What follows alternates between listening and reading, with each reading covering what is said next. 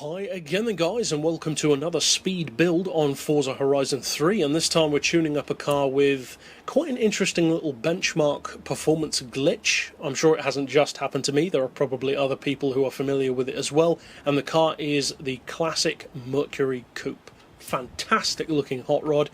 Now, as far as the visuals go, there are a lot of things that are down to personal preference with a car like this. As you can see, I have not de-chromed it. I've gone for the stock rims, but with an increased size.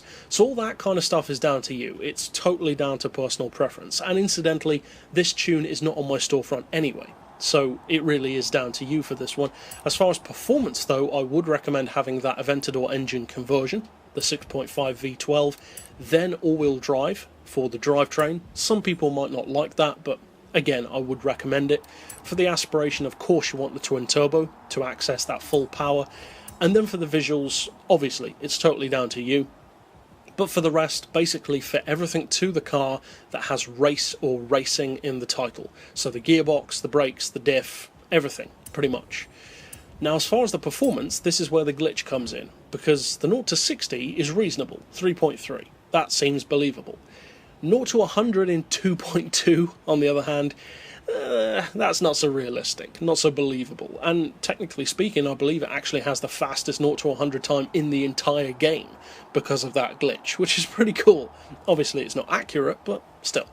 And then for top speed even, it's not bad at all, not for a borderline vintage car at 246 miles per hour. Now for the gearbox I would recommend a final drive of 3.5, then individual gears of 2.9, 2, 1.5, 1.17, 0.95 and 0.78.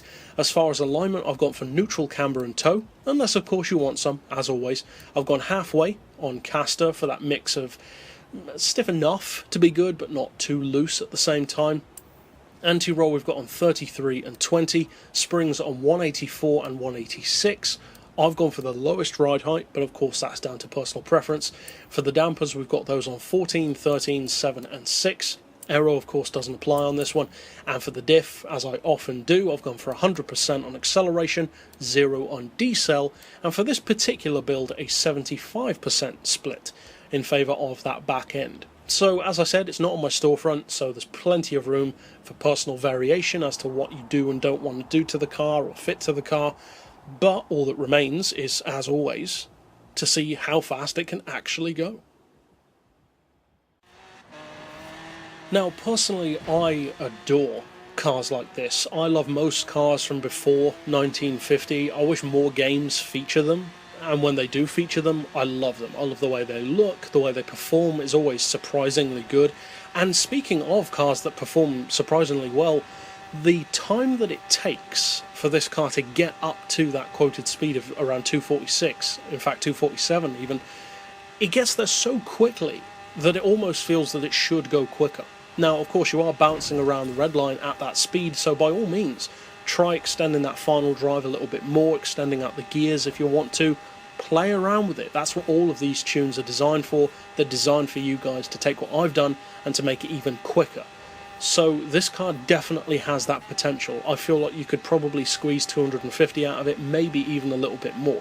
But either way, I hope you have a lot of fun with the tune, and there are plenty more to check out here on the channel. But for now, as always, thanks for watching.